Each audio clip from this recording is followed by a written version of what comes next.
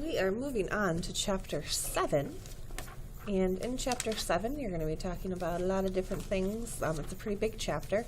We're starting off by talking about polynomials, but then we'll be getting into adding them, subtracting them, multiplying them, factoring them. The whole second half of the chapter is factoring, which is something that can be a little tricky when you start off with. It's something you have to practice over and over and over again, but once you get it figured out, it's pretty easy. It just takes a little while to get there. So starting off, like I said, we're talking just about what a polynomial is. So in this lesson, we will find the degrees of monomials,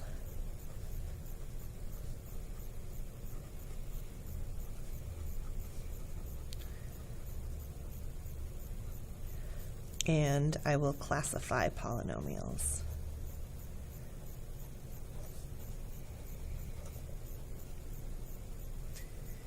So remember, to classify just means to put it, into certain groups based on its traits.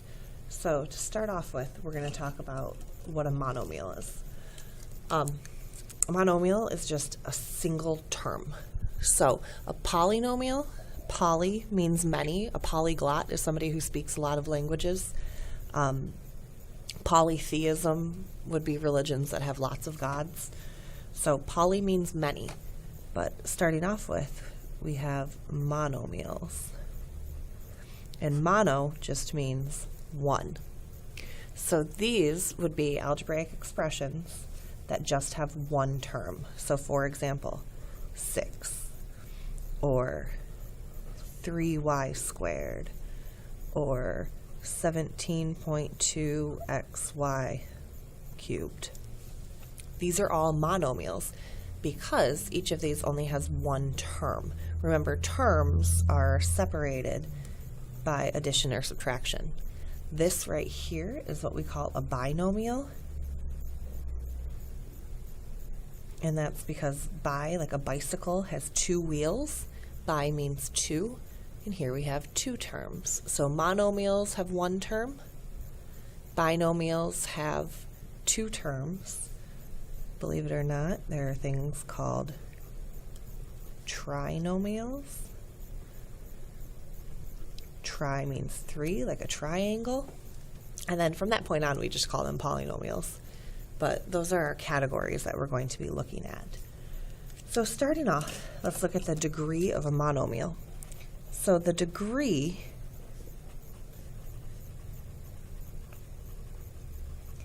is really just the sum of the exponents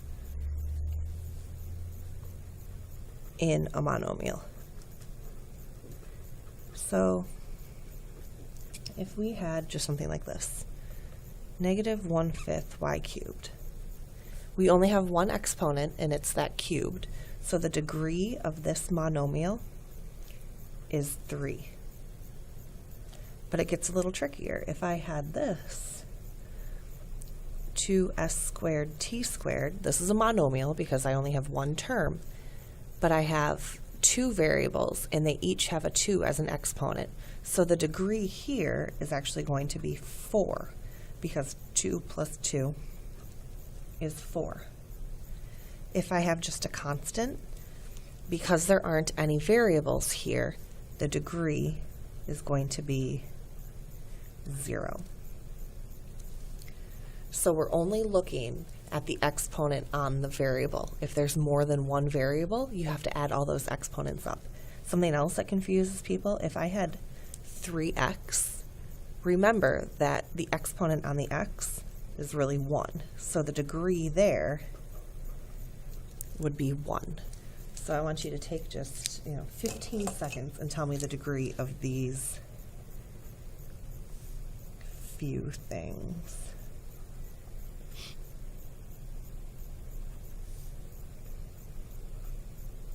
So here's an on your own, A, B, C, and D. Try those super fast.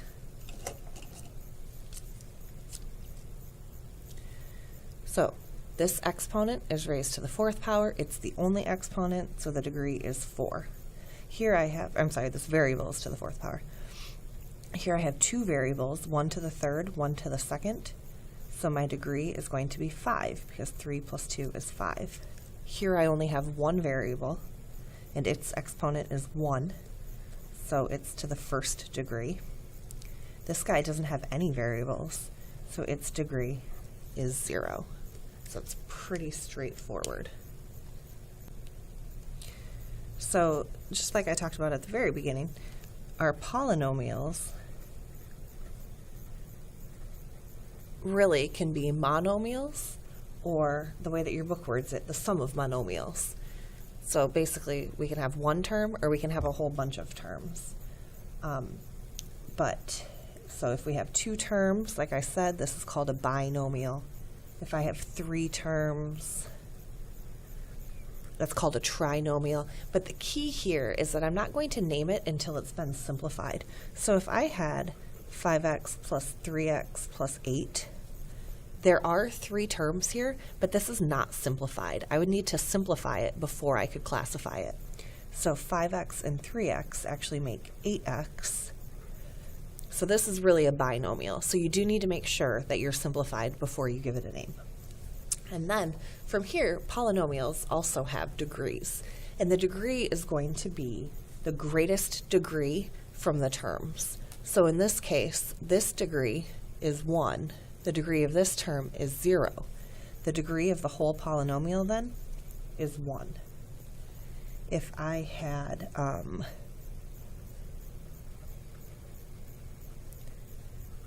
something like this, negative 3z to the 4th plus z squared, the degree of this term is 4, the degree of this term is 2, the degree of the entire polynomial is the greater of those. So the degree of this entire polynomial is just 4. If I had, let's see, 4 plus 5x squared minus x, the degree of this is, that's a 0, that would be 2, that would be 1, so the greatest degree is 2, which means the degree of the entire polynomial is 2. And typically when we put them, or when we write polynomials, we put them in order of degree from greatest to least. So the standard form for writing this would be 5x squared minus x plus 4, because then my degree goes 2, 1, 0. So that's just something to keep in mind for the future. We can also classify these. This would be a binomial because it has 2 terms once it's been simplified. This would be a trinomial because it has 3 terms simplified. The word problems associated with polynomials often have to do with physics. So in this case, we have a polynomial that represents an object if you were to throw it straight up in the air, and how high that object is after a certain amount of time. So this polynomial, negative 16t squared plus VOT plus SO, or sub O and S sub O, this represents the height in feet of an object, where v sub 0 is the initial velocity, so how fast the ball, or whatever the object is, originally starts in feet per second. S sub 0 is the initial height of the object. So those little zeros right there, those are telling you at the starting point, this is the velocity and this is the height of the object in feet. And then t represents the time. So this equation right here, or this function, it's actually not an equation, there's no equal sign, but this polynomial you're going to see over and over and over, because no matter what an object is, if you launch it straight into the air, this polynomial is going to represent the motion of that object. So in this case, we are told that the initial velocity is 40 feet per second. Remember, initial velocity is that v sub 0. The initial height is 5 feet. So that s sub 0 was the initial height. We want to write a polynomial that will represent this situation, or represent the height after t seconds. So what I would do is I would just plug in the information that's given to me. The negative 16t squared is going to stay the same because we want to know after t seconds. But we know that our initial velocity was 40 feet per second. So I would put in 40 for my initial velocity. And then that s sub 0 is our initial height, which is 5 feet. So it's like you're standing up and you throw it over your head. So that's plus 5. This polynomial is going to represent this specific situation for this ball that you're throwing 40 feet per second from an initial height of 5 feet, and you're throwing it up in the air. So then I can use this function to help me figure out like how high the ball is after 2 seconds. So to do this, I use this polynomial that relates to my specific situation, but I put in 2 for time. So I would do negative 16 times 2 squared plus 40 times 2 plus 5. 2 squared is 4, so this is negative 16 times 4 plus 80 plus 5. This is negative 64 plus 80 plus 5. Negative 64 plus 80 is going to be 16 plus 5. I'm running out of room. And that's going to give me 21 feet. So for this specific situation, after 2 seconds, the ball is 21 feet up in the air. Like I said, you're going to see this over and over and over and over in this chapter, in this formula, so you should get really used to it.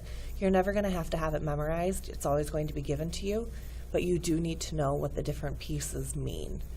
So this is going to be something you're going to see a lot when you're in high school and you're taking physics classes. You're going to see this formula again and again, and it's something you'll get very, very used to.